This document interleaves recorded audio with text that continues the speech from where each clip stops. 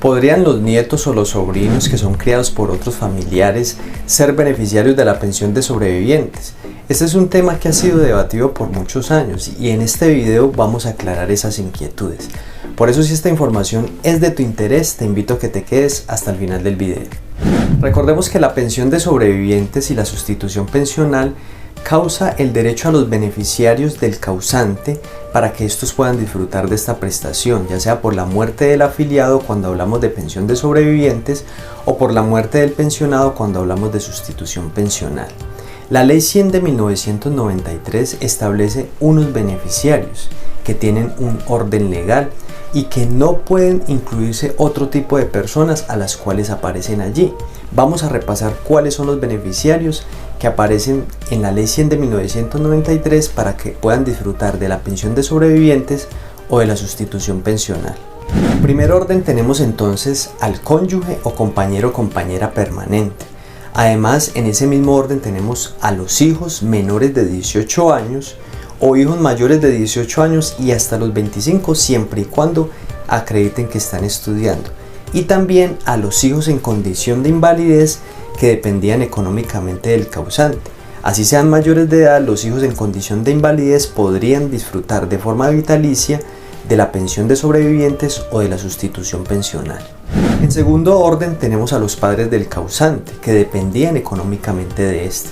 Es decir, que a falta de cónyuge o compañero o compañera permanente o hijos de los que acabo de mencionar que puedan reclamar esa prestación, esa pensión de sobrevivientes la podría reclamar los padres del causante siempre y cuando acrediten que dependían económicamente de este. En tercer y último orden están los hermanos en condición de invalidez que dependían económicamente del causante. Estos serían los últimos que podrían reclamar esa prestación a falta de los anteriores que acabo de mencionar. Es decir, que si no existen más personas que puedan acreditar los parentescos que mencioné anteriormente, nadie más podría reclamar el derecho a gozar de la pensión de sobrevivientes o de la sustitución pensional. Como podemos ver, la Ley 100 de 1993 no establece ningún otro familiar que pueda reclamar el derecho a la pensión de sobrevivientes o a la sustitución pensional, ni nietos, ni sobrinos, ni ningún otro familiar. Sin embargo, hay que tener en cuenta que a raíz de unos pronunciamientos que ha hecho la Corte Constitucional, que también han sido adoptados por las altas cortes como la Corte Suprema de Justicia y el Consejo de Estado, se ha venido adoptando un criterio jurisprudencial de otras formas de crear familia, en el entendido que no se puede desconocer las realidades sociales y familiares del país que han generado que algunas personas tengan que conformar una familia diferentes a las establecidas en el Código Civil colombiano. Y precisamente en este estudio que ha hecho la Corte Constitucional frente a los derechos que surgen de la Constitución Política de Colombia, pero también de normas internacionales que hacen parte del bloque de constitucionalidad del Estado colombiano, es que se han identificado esas nuevas formas de crear familia, diferentes a las establecidas en el Código Civil colombiano. Y es que el Código Civil colombiano establece dos formas de acreditar el parentesco, a través de vínculos biológicos y a través de vínculos jurídicos. Hablamos de vínculos biológicos, los establecidos a través de los vínculos consanguíneos, es decir, la familia de sangre como es conocida comúnmente. Y los vínculos jurídicos hablamos del parentesco que es establecido a través de la adopción. Allí entonces encontramos a los hijos adoptivos. Sin embargo, la Corte Constitucional, en el estudio jurídico profundo que realizó de estas normas internacionales y de los derechos constitucionales que surgen de la Constitución Política de Colombia, estableció que no se puede desconocer entonces estas nuevas formas de conformar familia debido a las situaciones sociales y familiares que rodean a nuestro país, como es el caso de muchos niños, niñas y adolescentes que han tenido que ser criados y educados por otros familiares. En este sentido, entonces, las normas no pueden desconocer estos nuevos modelos de familia y mucho menos los derechos que surgen de estas. Y es ahí entonces donde tenemos que ver situaciones, por ejemplo, en los que los abuelos tienen que criar a sus nietos o donde los tíos tienen que criar y educar a sus sobrinos. todas esas circunstancias que pudieron llevar a esa situación, ya sea porque los padres fallecieron, porque los padres desaparecieron o porque abandonaron a ese niño, niña o adolescente y generaron entonces que ese abuelo tuviera que hacerse cargo de su nieto como un verdadero padre para socorrerlo, para brindarle protección, seguridad, educación. Y en ese sentido entonces han dicho las altas cortes que las leyes no pueden desconocer esa nueva forma de crear familia y a ese niño, niña o adolescente en este caso se le debería de dar la condición de hijo de crianza con sus derechos y obligaciones que surgen de las leyes que rigen en Colombia y en este caso en principio entonces tendría derecho a ser beneficiario de la pensión de sobrevivientes o de la sustitución pensional. Al realizar este estudio entonces la Corte Constitucional y las altas cortes concluyen que en Colombia entonces no solamente se conforma una familia a través de vínculos biológicos y vínculos jurídicos, sino a través de la voluntad responsable de conformar una familia debido a las fuerzas sociales o familiares que llevaron a esa situación. De allí surge entonces el concepto de hijo de crianza, que ha sido definido por la jurisprudencia como el que se relaciona por medio de un vínculo afectivo con su padre o madre de crianza sin que exista un vínculo consanguíneo o civil que genere derechos u obligaciones. Y en este sentido es que se ha establecido por parte de la jurisprudencia que el hijo de crianza tiene derecho a la pensión de sobrevivientes o a la sustitución pensional. No obstante, hay que tener en cuenta que este derecho no se puede reclamar por las vías administrativas, es decir, los fondos de pensiones no van a reconocer autónomamente este derecho. Es necesario acudir a las vías judiciales. En otras palabras, es necesario presentar una demanda y aportar las pruebas que acrediten esa condición de hijo de crianza y cumplir con los otros requisitos que exige la jurisprudencia y de esta manera poder acceder al derecho a la pensión de sobrevivientes o a la sustitución pensional. La jurisprudencia ha establecido entonces unos requisitos para que el hijo de crianza pueda ser beneficiario de la pensión de sobrevivientes o la sustitución pensional. El primero de ellos es el reemplazo de la familia de origen, que no es otra cosa que demostrar en el proceso cómo se dio ese cambio de los padres titulares para que otro familiar ejerciera ese rol de padre de crianza para con ese niño, niña, adolescente, ya sea porque los padres decidieron abandonar a su hijo y no ejercer sus obligaciones o porque desaparecieron o fallecieron. Este requisito se puede acreditar con diferentes medios de prueba, como por ejemplo con los testimonios, personas que les conste personalmente cómo se dio ese cambio, que les conste personalmente y no que le contaron. Y es muy importante hacer esta afirmación porque hay personas que creen que pueden llevar a los procesos a cualquier testigo. Yo insisto mucho en esto y es que deben ser personas que le conste personalmente, no porque escucharon algún comentario, sino porque vivenciaron personalmente cada una de las situaciones o situaciones particulares que den cuenta, en este caso, del reemplazo de la familia de origen. Pero también pueden ser por medios de prueba documentales, como por ejemplo en el caso de que los padres hayan desaparecido o hayan fallecido. En este caso, se pueden aportar denuncias por desaparecimiento o en su defecto, los registros civiles de defunción si es que los padres fallecieron. El segundo requisito es acreditar los vínculos de afecto, respeto, comprensión y protección.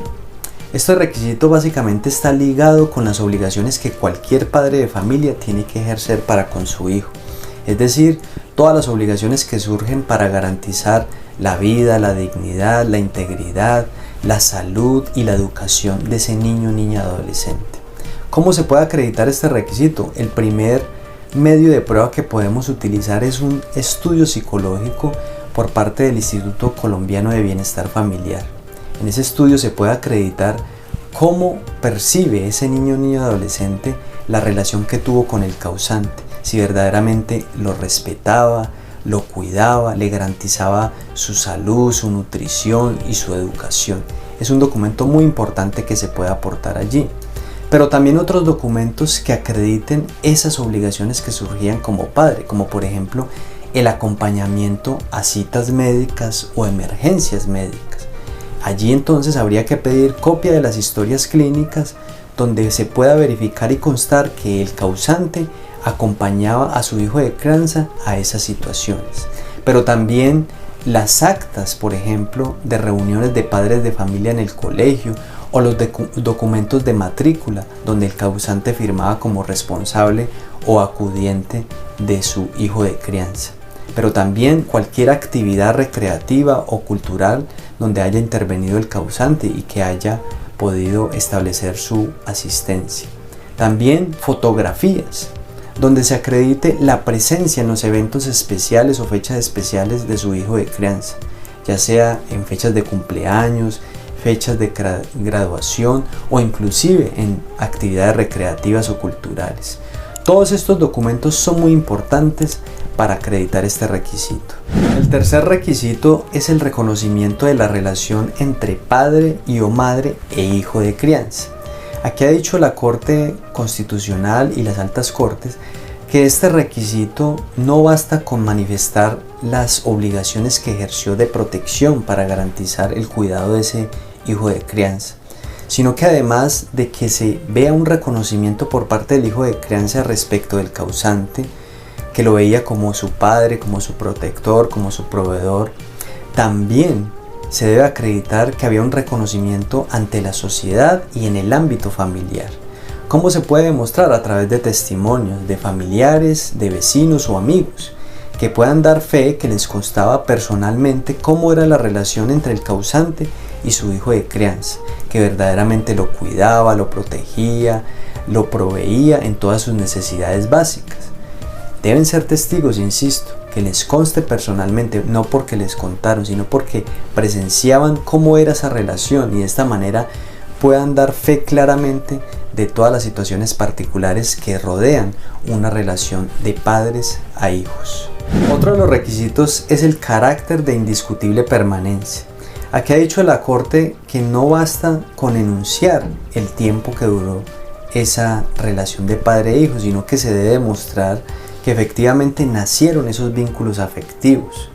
Y si bien es cierto, no se va a exigir un tiempo mínimo, sí se va a verificar dentro de un tiempo razonable para corroborar si se pudo dar el surgimiento de esa familia de crianza. Es decir, si ese niño, niña o adolescente veía al causante como un verdadero padre y si el causante ejerció esas obligaciones como un verdadero padre para garantizar la protección, la seguridad, la salud y la educación de su hijo de crianza. Y este requisito pues también se puede acreditar a través de los testimonios que, insisto, deben ser personas que les conste personalmente cómo era esa relación entre padre e hijo de crianza. El último requisito es la dependencia económica respecto del causante. Aquí entonces hay que acreditar que verdaderamente el causante ejercía como un verdadero proveedor o protector de ese hijo de crianza, es decir, que le garantizaba su dignidad, pero también su salud, su vestimenta, su nutrición, su educación. ¿Cómo se puede acreditar estos requisitos? A través de facturas, por ejemplo, de pago de matrículas o de cursos que estaba realizando ese hijo de crianza. También, por ejemplo, con la afiliación al sistema de salud, si lo tenía como beneficiario. Además, también con los testimonios que puedan acreditar que ese tío o ese abuelo que ejercía como padre de crianza verdaderamente era el proveedor de ese niño, niña o adolescente, y en este caso al fallecer pues corre riesgo la vida, la dignidad, la protección de este menor, y por lo tanto es que se hace necesario acceder a la pensión de sobrevivientes. Por último, una aclaración que es importante hacer es que para los hijos de crianza entonces aplicarían las mismas reglas que para los hijos biológicos y los hijos adoptivos en el caso de la pensión de sobrevivientes o la sustitución pensional, que cuáles son las que ya mencioné al inicio de este video, que tienen derecho a la pensión de sobreviviente los hijos menores de 18 años o mayores de 18 hasta los 25 siempre y cuando acrediten que están estudiando, o en su defecto, si son hijos en condición de invalidez, sí podrían disfrutar de la pensión de sobrevivientes o de la sustitución pensional de forma vitalicia. Espero esta información te haya sido de mucha utilidad. Si es así, no olvides darle me gusta y compartirlo con alguna persona que le pueda ser de utilidad esta información. Te recuerdo mi nombre, soy Julián Londoño, abogado en la ciudad de Medellín, y presto asesorías a nivel nacional a través de llamada o de videollamada o de forma presencial en el área metropolitana del Valle de Aburrá. Si requieres contratar mis servicios, en la descripción de este video vas a encontrar un link con los medios de contacto. o me puedes escribir al número WhatsApp que ha aparecido durante todo este video. Nos vemos hasta una próxima oportunidad.